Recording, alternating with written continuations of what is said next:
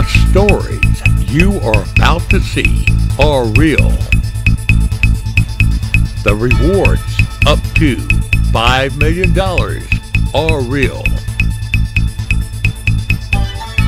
This is Crime Reports and Rewards with Griff Griffin and Dave Michaels, where you stay anonymous, the criminals don't.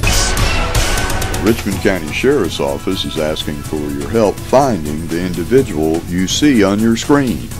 On April 14th at approximately 1750 hours, a male suspect you see on your screen was seen taking a bracelet from the display cabinet at Trends and Traditions located at 2834 Washington Road. The suspect is described as being a black male with a medium complexion, light mustache, light-colored, possibly peach shirt, light-colored hat with sticker. He's about 45 to 55 years of age, 5'9 to 5'11 in height, has a medium build, and weighs about 175 to 200 pounds. If you have information regarding the incident or the identification of the suspect you see on your screen, please contact Richmond County Sheriff's Office Deputy Angela Gates at 706-821-1088. Crime Stoppers at 800-222-TIPS, or text or email your tips to tips@AugustaCrimeStoppers.org, where you remain anonymous and keep your stuff. Now for this week's segment of No Good Deed Goes Unpunished. If you saw last week's segment of No Good Deed Goes Unpunished, you saw that Crime Stoppers tried to help a law enforcement officer's daughter who said she was thinking of committing suicide, had nothing to live for, no place to sleep, no food to eat, and acted like she was suffering from an addiction.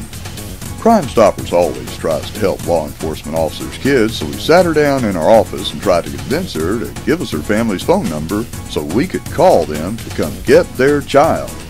When the Leo's child asked to go outside to smoke, Crime Stoppers continued to try to get her daddy's phone number, but even though we called the Aiken County Sheriff's Office where he works and left our number, he has never called us back.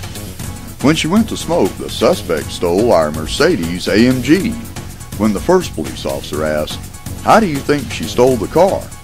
we really did not know, but replied, "She may have found the hidden keys in the back of the car." This was the first thing we said to him. However, after quite a while of sharing what we could to help the officer find the car thief, when he made his report, he did not mention we told him she may have found the spare keys hidden in the back of the car. So when the car was found with the keys in it, it looked like we had not been truthful because the reporting officer made no mention about our telling him first thing that she may have found the spare keys we had hidden in the back of the car. Then to top that off, the Leo's child had friended us on Facebook, so when the first officer asked, "How do you know her?" he was told she friended us on Facebook. That went down in his report as "we were friends," which is not true. Just because someone friends you on Facebook does not always mean they're really your friend. How many of you can even name all the friends you have on Facebook? How many of you know everything about all your friends on Facebook and what they might do? There's no telling, right? But when you tell a reporting officer you were Facebook friends and the Facebook friend steals your Mercedes by stealing the keys hidden in the back, then that does not go into the report. Your chances of successfully prosecuting the thief just went down the drain because thieves are very good liars. They just have so much more experience than you and I, especially thieves that come from cop families. They know that if they can steal your keys to your car, when they get caught, they can say, "You gave them the car because, see, I have the keys." The car theft ring this Leo's child is reportedly working with has reported to have just walked into senior citizens' homes and stole the keys right out of their homes. Then when they get caught driving the stolen vehicle, they can simply say, "She loaned me the car, see, I have her keys."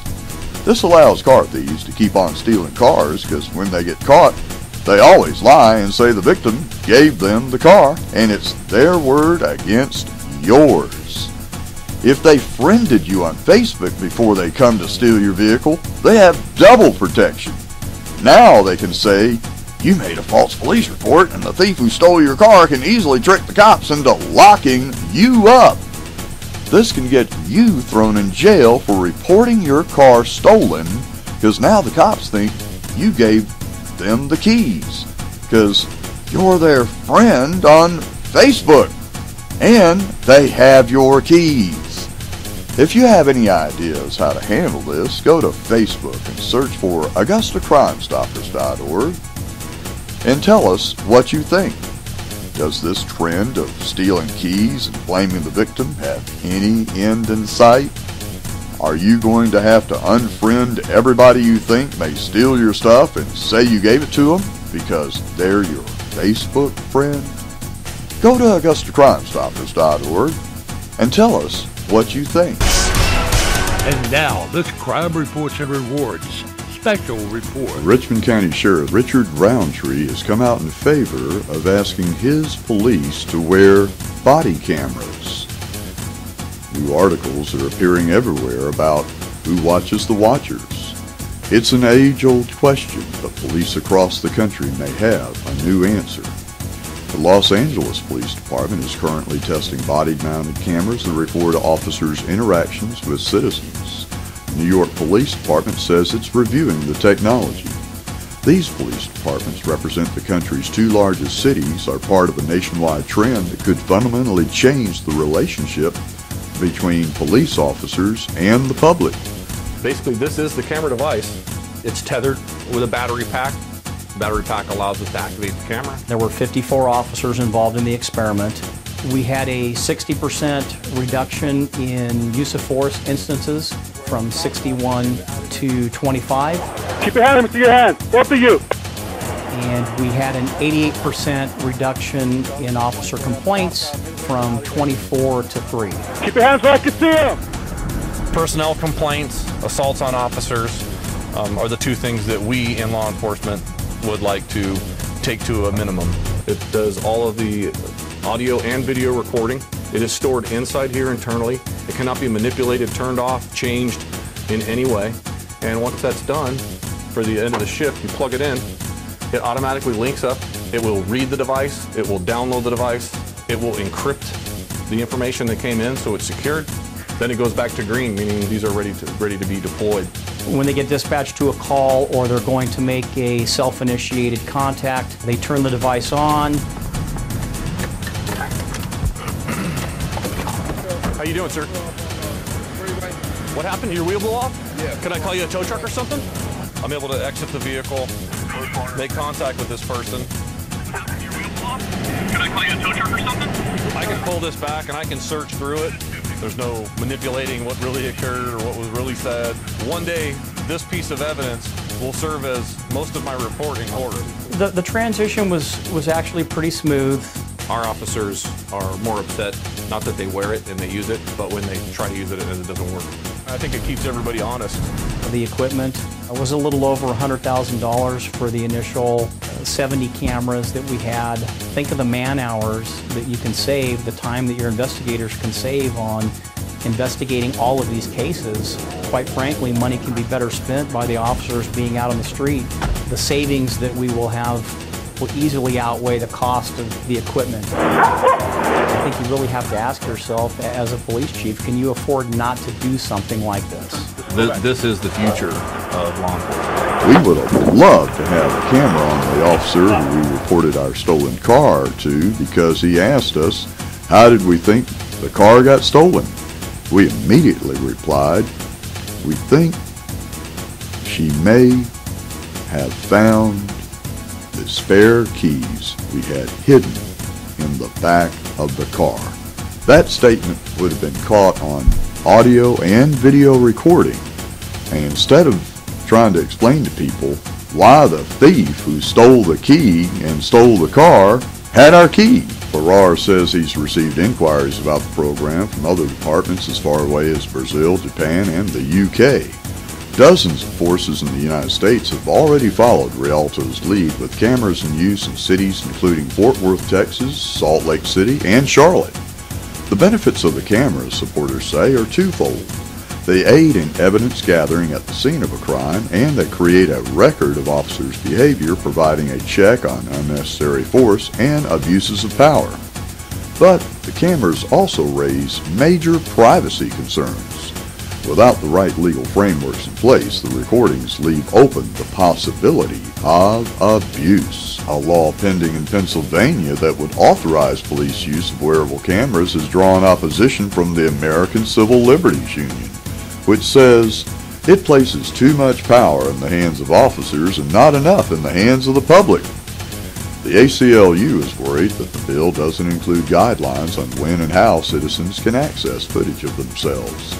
The law also doesn't have rules for how long the video can be stored. There's no guidance on when officers are required to turn their cameras on and off, putting that power at the discretion of individual officers. The issue surfaced in Oakland, California in 2011 when several police officers were accused of violating department rules by keeping their cameras turned off during a confrontation with protesters. Oakland Police Department spokeswoman Joanna Watson said the department had disciplined officers for not recording their encounters with citizens. All 593 officers on patrol in the city have wearable cameras, the largest deployment in the country so far. Oakland requires officers to record all self-initiated activity with citizens and keeps the footage on file for 5 years. Earlier this year, prosecutors in the city introduced crime scene footage in a case involving the murder of an 8-year-old girl. The first use of evidence from wearable cameras in a courtroom, Watson said. Anytime you have anything like this new technology, you're always looking for ways to improve. There are dynamic conversations that are taking place in law enforcement organizations, not just in our country, but internationally. With the proper legal framework in place, the ACLU agrees that wearable cameras can be an effective tool to provide accountability to all persons involved in a police encounter. Donna Lieberman, executive director of the ACLU's New York City branch, said the cameras could be particularly important in the Big Apple, where trust between police and citizens in many predominantly black and Latino communities has been eroded by the department's controversial stop and frisk policy. A judge ordered the New York Police Department to look into wearable camera technology in a decision last year that ruled the policy unconstitutional. That's the stop and frisk policy. In Rialto, Farrar said cops are required to turn on their cameras in any confrontation with a suspect or citizen. The footage is uploaded to computers where they return to the station and is typically retained for 1 to 3 months. This truly is a tool that helps law enforcement increase the level of legitimacy in policing, Farrar said. Carlos Miller agrees. A Miami-based journalist runs the website Photography is Not a Crime and has been arrested several times while attempting to document the actions of police officers. A lot of times cops abuse their power and twist the truth, Miller said. If there were more cameras, we hope that keeps them honest. When a petition to the White House reaches 100,000 signatures, the administration will eventually issue a response. And one petition calling for a new law that would require police to wear cameras while on duty just passed that mark. The petition argues that forcing officers to record their interaction with the public will deter things like police brutality, racial profiling, and the abuse of power. They also argue that it will hold all parties within a police investigation accountable for their actions, eliminating that he said, she said type of questions that can come out of situations like the killing of Michael Brown by police in Ferguson, Missouri. Which is sound reasoning, but is there any evidence of this working in real life? And are there equally valid arguments against it? Well, one police force has tested this approach, and they did find positive results. In February 2012, Rialto, California started supplying officers with cameras they could clip onto their uniforms. At any given time, around half of their active duty officers wore the cameras. They found that in a 12-month period, the department overall had an 88% decline in the number of complaints filed against officers and a 60% decline in the use of force by officers. They also found that officers wearing a camera were half as likely to use force than officers not wearing one. clear evidence that police wearing cameras is a good thing. But the sample size was very small, with only about 25 officers participating in any one 24-hour period. And we can't know what situations would arise with a nationwide rollout of a program like this. Critics could argue that there are some privacy issues to consider. Could footage of your home or office end up on the news without your consent? What about places where a reasonable person would have an expectation of privacy, like a bathroom or locker room? Could you be recorded there? What about innocent bystanders? Is a police action happening around you but not to you enough justification to include you in their video? Would the video of your arrest become part of the public record even if you were never charged with or guilty of a crime? There are also some more Big Brother-ish questions that people have considered. Would police be allowed to randomly scour through old video in the hopes of finding new crimes? These are obviously difficult questions, but considering the current situation in Ferguson and the extreme amount of misinformation that is coming out about the killing of Michael Brown, some would argue that increasing the level of transparency in law enforcement through advanced technology like digital video is a tactic worth trying. And now, this Crime Reports and Rewards special report. What if I told you you don't have to dump ice on yourself to donate to charities? Save yourself a heart attack, swimmer's ear, a concussion, or the flu, and donate at AugustaCrimeStoppers.org, where the life or serious injury you save may be your own. If you come up with a cool fundraising idea, we'll put your video on our TV show, Crime Reports and Rewards. So why donate to Crime Stoppers? We make our community safer, one call at a time. But we need your help. When a criminal case is not solved within a reasonable amount of time, the case goes cold. Evidence becomes unobtainable and the crime becomes increasingly harder to solve. For this reason, most police departments' files contain many unsolved crimes. When this occurs, a method is needed that will reawaken public interest and will also call upon citizens for help in providing the needed information. Quite often, citizens witness all or part of a crime without being aware of what they've seen. Consequently, they unknowingly possess key information that could aid police in solving the crime. In order for the police to receive this vital information, the citizens must be made aware of the importance of the information they possess. The incident must be recalled to their attention and what information is needed explained by the police to solve the crime. All too often, citizens don't contact the police with information that could help solve a crime. It may be due to fear. They believe if they reveal their own identity, then they would expose themselves or their families to acts of retaliation by the criminals. In most of these instances, these citizens will not come forward with information. In order to share information with police, they must be assured they will be provided complete anonymity. If the police fail to provide this anonymity, the result is usually the loss of vital information due to the lack of willingness to cooperate. In other instances, citizens may not come forward with information because they lack the knowledge of how or whom to contact in the police organization. Once these citizens work up the courage to contact the police, they must be assured that whomever they talk to will be interested in and respond to whatever information they relay. Otherwise, these citizens may call in once with information, but certainly will not call a second time if they're shuffled and transferred from one person or department to another. The Crime Stoppers concept provides a method of overcoming these limitations and involving citizens in the solution of crime. Through the Crime Stoppers program, citizens who have knowledge of a specific crime are encouraged either for civic or monetary reasons to come forward. Through this program, the public is reminded that the police need their assistance to make the community a safer place to live. Crime Stoppers allows any citizen coming forward with information to remain completely anonymous.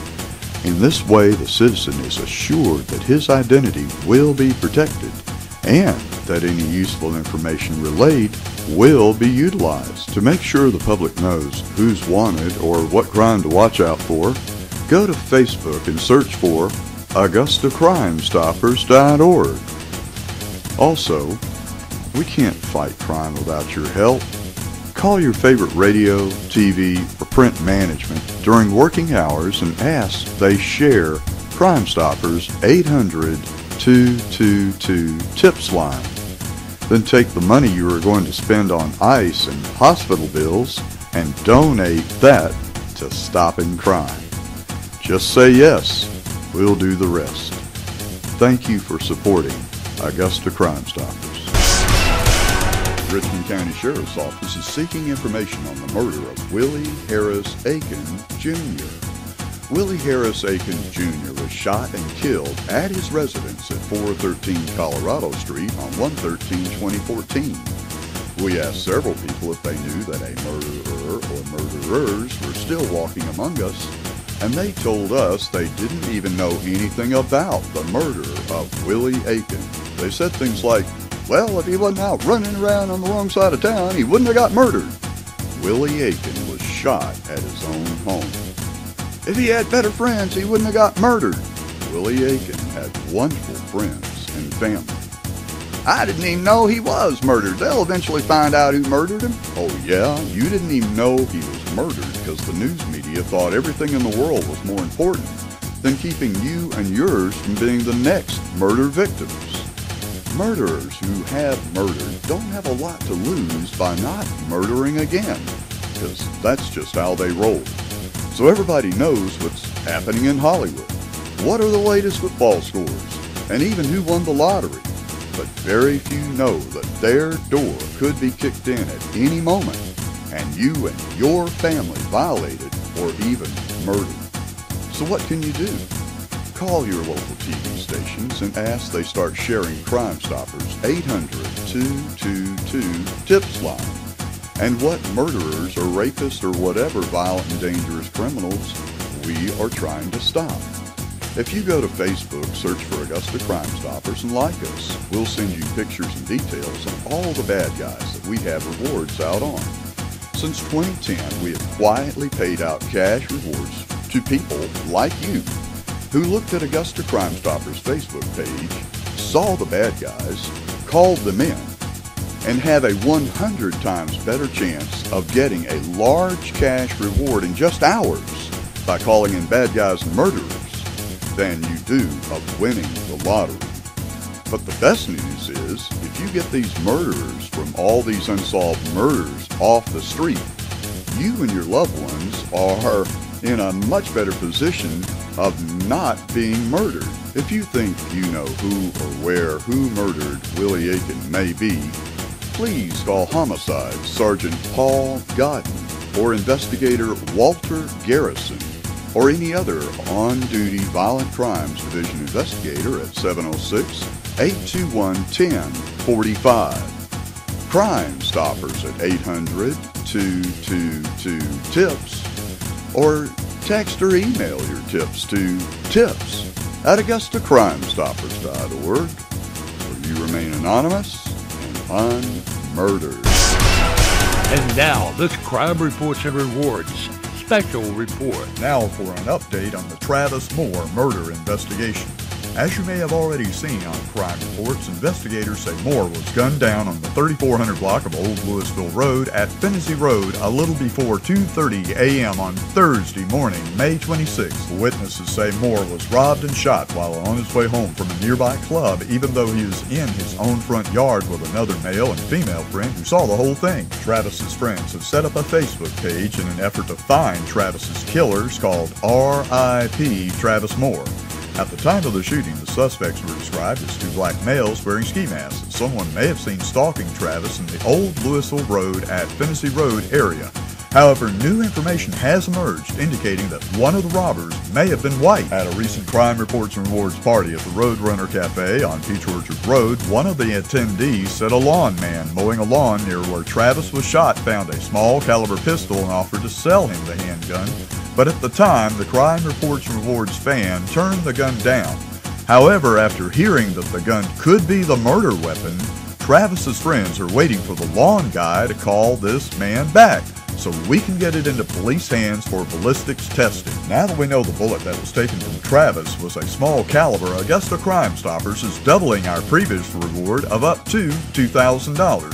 for information leading to the gun that shot Travis, or any information which may lead to Travis's killer. If you think you know how police may find who shot Travis Moore, please call investigator Blaze Dresser at 706-821-1020. Or, for more information, visit our Augusta Crime Stoppers Facebook page and submit your tip. As always with Crime Stoppers, you may remain anonymous and you will get a cash reward.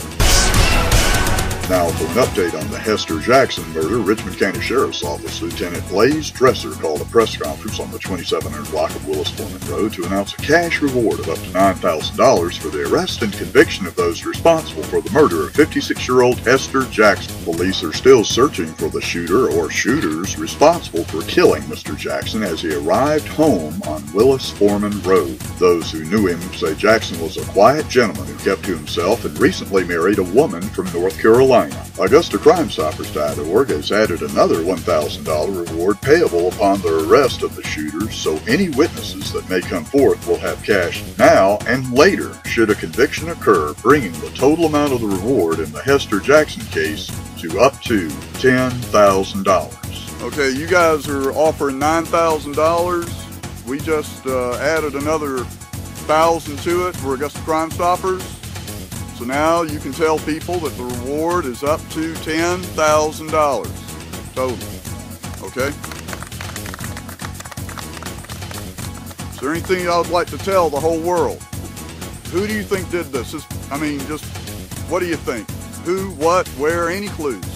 If you have any information about the Hester Jackson murder as he arrived at his home on Willis Foreman Road, please call Lieutenant Blaze Dresser or Investigator Calvin Chu at 706-821-1020 or AugustaCrimeStoppers.org at 706-722-1010, where you'll always remain anonymous and get a cash reward. Crime Stoppers would like to show our appreciation to Corner Lot Towing for helping stop crime in the Middle Georgia region. You've been watching Crime Reports and Rewards with Griff Griffin and Dave Michaels, where you stay anonymous. The criminals don't. If you have any information on these or any other crimes, call our national tip line at 1-800-222-TIPS. Well, you'll stay anonymous and could get a cash reward. You can see this or any other episode of Crime Reports and Rewards on the web anytime at crimereportsandrewards.com. Crime Reports and Rewards is a production of Michaels Media.